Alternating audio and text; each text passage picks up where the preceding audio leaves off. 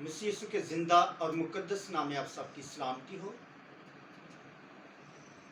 جی، میں آپ سب سے ریکویسٹ کرنا چاہتا ہوں کہ آپ اس ویڈیو کو لائک، شیئر اور کمنٹس بھی کیا کریں اور دوسروں تک خدا کی آواز کو پہنچایا کریں تاکہ خدا دوسروں کو بھی جو ہے نا برکت دے اور توبہ کا فضل بخشے۔ تو میرے عزیزو، کلام واز کرنے سے پہلے میں آپ سب سے کہنا چاہتا ہوں کہ آپ جب ویڈیو دیکھتے ہیں تو اسے لائک بھی کیا کرے اور کمنٹس بھی کیا کرے تاکہ جو ہے نا وہ پتہ چلے کہ آپ کی کیا رائے ہے۔ ٹھیک ہے، خداوند آپ کے ساتھ ہو۔ تو میرے ساتھ نکالیے پیدائش کی کتاب، اس کا 2 باب اور اس کی 15 ایسے ہم پڑھیں گے کہ خداوند ہم سے کیا بات کرنا چاہتا ہے۔ تو میرے عزیزو، خداوند کے کلام میں یوں مرقوم ہے، اور خدا نے آدم کو لے کر باغ عدن میں رکھا کہ اس کی باغبانی اور نگہبانی کرے، اور خداوند نے آدم کو حکم دیا اور کہا کہ تو باغ کے ہر درخت کا پھل بے روک ٹوک کھا سکتا ہے، لیکن نیک و بد کی پہچان کے درخت کا کبھی نہ کھانا، کیونکہ جس روز تو نے اس میں سے کھایا تو مرا۔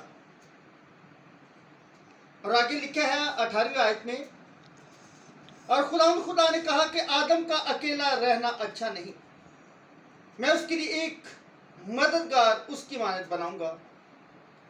خدا کے زندہ کلام کا پڑھا، سنا، سمجھا اور قبول کیا جانا ہم سب کے لیے باعث سے رکھتے ہیں۔ تو میرے عزیزو، ہم اس سٹوری سے واقف ہیں کہ خدا نے آدم کو مٹی سے بنایا اور اس کے نتنوں میں اپنا دم پھونکا تو انسان جیتی جاتا ہے۔ تو میرے عزیزو دیکھیے، خدا نے انسان کو، یعنی پہلا انسان جو خدا نے بنایا وہ آدم تھا، جسے خدا نے اپنے ہاتھوں سے اسے بنایا اور اپنی صورت پر اپنی شبیہ کی مانند بنایا۔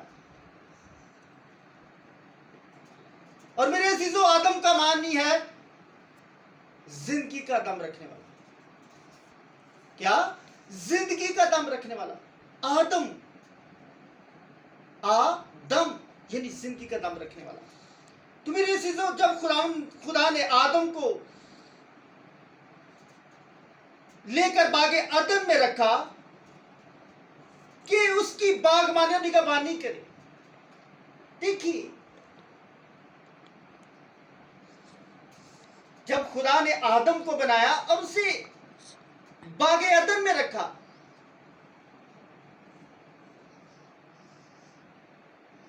تو میرے عزیزو، جب خدا نے اس سے باغبانی اور نگہبانی کے لیے باغ عدن میں رکھا اور خدا نے آدم کو حکم دیا، پہلا حکم خدا نے کیا کیا؟ آدم سے کہا کہ تو باغ کے ہر درخت کا پھل بے روک ٹوک کھا سکتا ہے، لیکن نیک و بد کی پہچان کے درخت تک کبھی نہ کھانا، کیونکہ جس روز تو نے اس میں سے کھایا تو مرا۔ خدا نے اس پر ظاہر کر دیا تھا کہ تو نے ہر ایک پھل کھا سکتا، لیکن نیک و بد کی پہچان کے پھل کو کبھی نہ کھانا۔ خدا نے اس پر نیکی کو بھی ظاہر کیا اور بدی کو بھی۔ تو دیکھیے، یہ کلام اس وقت آدم کے لیے، لیکن آج میرے اور آپ کے لیے ہے کہ دیکھیے، خدا آج بھی ہم سے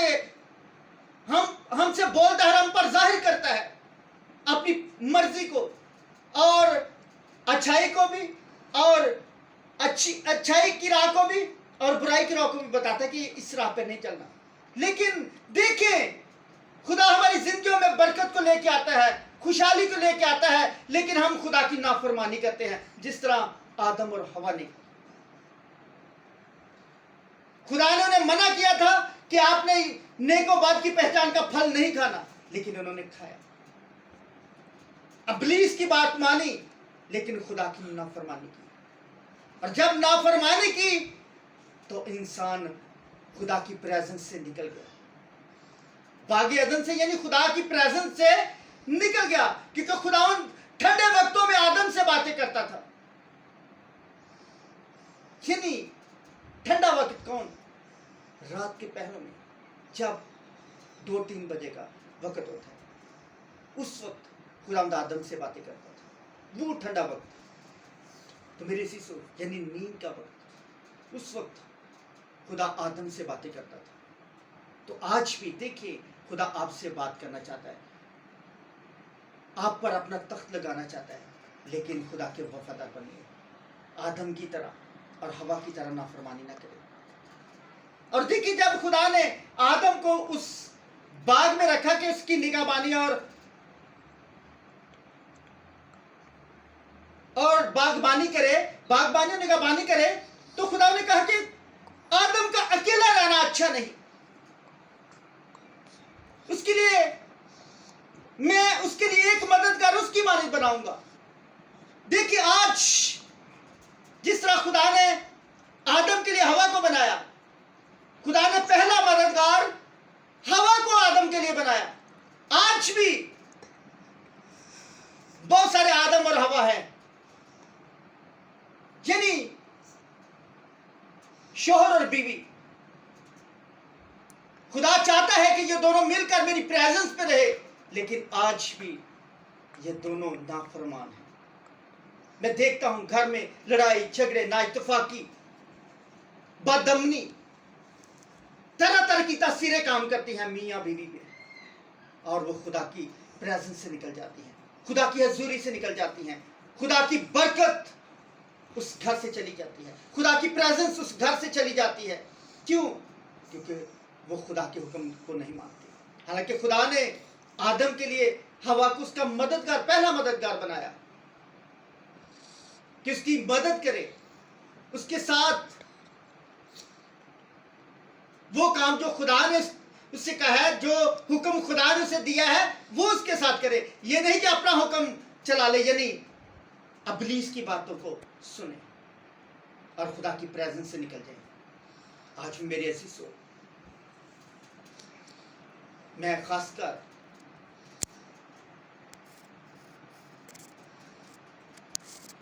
ان بہنوں سے کہنا چاہتا ہوں جو شادی شدہ ہیں کہ اپنے شوہروں کو خدا کی پریزنس میں رہنے دیں.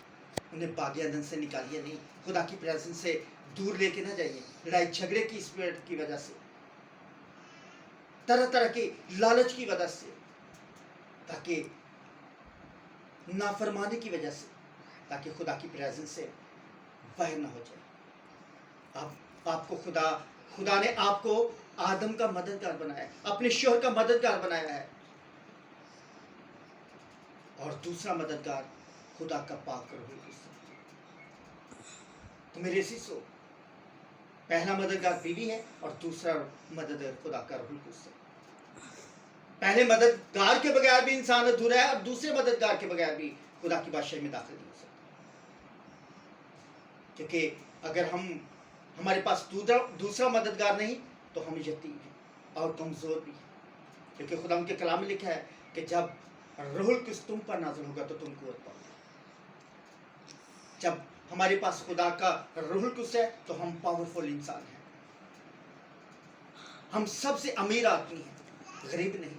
تو میرے عزیزو, آج اس کلام پر غور کیجیے کہ میں آج کے آدم اور ہوا سے بات کر رہا ہوں, باغ عدن کے آدم اور ہوا سے نہیں, کیونکہ ان کے گناہ کے وسیلہ سے خدا یسوع مسیح کو آنا پڑا تاکہ وہ ہمارے گناہوں کا کفارہ دے. اس موروثی گناہ کو جو باغ عدن میں آدم اور ہوا نے کیا تھا اس کا کفارہ دے. تو اس نے 2024 سال پہلے ہمارے اس موروثی گناہ کا کفارہ دے دیا ہے. اب اگر ہم گناہ کرتے ہیں تو ہم خدا یسوع مسیح کو دوبارہ اعلانیہ مسلوب کرتے ہیں. ہم اس کے نیزے مارتے ہیں, اس کے ہاتھوں پیروں میں کل ٹھوکتے ہیں, اس کی پسلی میں نیزہ مارتے ہیں, اور اسے کوڑے مارتے ہیں, ٹھٹھوں میں اڑاتے ہیں, مکے مارتے ہیں, اس پہ منہ پہ تھوکتے ہیں. تو میرے عزیزو, آج اس کلام پر غور کیجیے اس کلام پر کہ خداوند ہم سے کیا بات کر رہے ہیں. آج ہمیں بتا رہا ہے کہ ہم نے باغ عدن کے آدم اور ہوا کی مانند نہیں بننا, بلکہ ہم نے مسیح کی حقیقی دلہن بننا ہے، حقیقی بیٹے بیٹیاں بننا ہے اور خدا کی حضوری کو قائم رکھنا ہے، تو پھر ہم ہمیشہ کی زندگی کے وارث بن سکیں گے۔ تو میرے عزیزو، آج اس کلام کو غور سے سنیں اور اپنے دل میں اسے نقش کریں، دل و ذہن میں نقش کریں، دل کی تختی پر لکھ لیں، کیونکہ خدا کے کلام لکھا ہے کہ اے میرے بیٹے، میری تعلیم کو فراموش نہ کر، بلکہ تیرا دل میرے حکموں کو مانے، اس سے زندگی، سلامتی، پیری اور عمر کی طرح سے حاصل کرے گا۔ تو میرے عزیزو، خدا یسوع مسیح جلد آنے والا ہے اور ہر ایک کے کام کے موافق دینے کے لیے اجر اس کے پاس ہے۔ وہ الف اور اومیگا ہے، وہ ابتدا اور انتہا ہے، وہ اول اور آخر ہے۔ خدا اس کلام کی صلہ سب کو برکت بخشے، آمین۔ میں آپ سب کے لیے دعا کروں گا۔ اے سوانی خدا باپ، میں تیرے بیٹے یسوع کے نام میں تیرا شکر کی تعظیم کرتا ہوں، تجھے مبارک، تجھے بلند و بالا کہتا ہوں، اس خوبصورت وقت کے لیے، اس کلام کے لیے، تیری بے پناہ محبت کے لیے تیرا شکر کرتا ہوں۔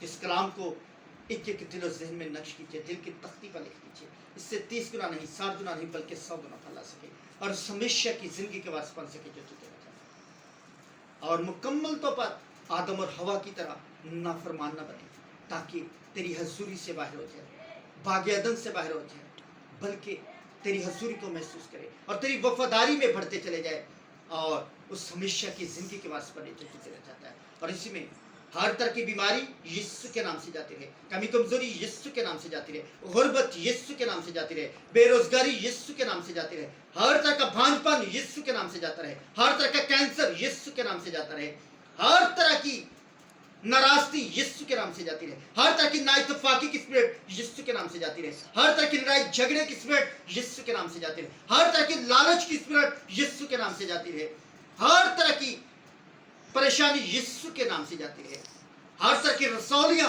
یسوع کے نام سے رنگ ہو جائے، ہر طرح کی گلٹیاں یسوع کے نام سے جاتی رہے، ہر طرح کا کینسر یسوع کے نام سے جاتا رہے، ہر طرح کی شوگر یسوع کے نام سے جاتی رہے، ہر طرح کا بی پی ہائی لو یسوع کے نام سے نارمل کام کرے، اور مکمل طور پر ایک ایک کو شفا جاری کیجیے، ایک ایک کو برکت دیجیے اور اپنی پناہ میں محفوظ رکھیے۔ اور اسی میں میں تمام پاسٹر صاحبان کے لیے، اپنے ہم خدمت بھائیوں کے لیے تیری برکت چاہتا ہوں، مبشروں کے لیے، خادم خادماؤں کے لیے تیری برکت چاہتا ہوں، ملک پاکستان کے لیے تیری برکت چاہتا ہوں، ملک پاکستان کے وزیر اعظم کے لیے تیری برکت چاہتا ہوں، تمام خداوند اداروں کے لیے تیری برکت چاہتا ہوں، اور خداوند پاک آرمی کے لیے تیری برکت چاہتا ہوں، پولیس کے لیے، اور مکمل طور پر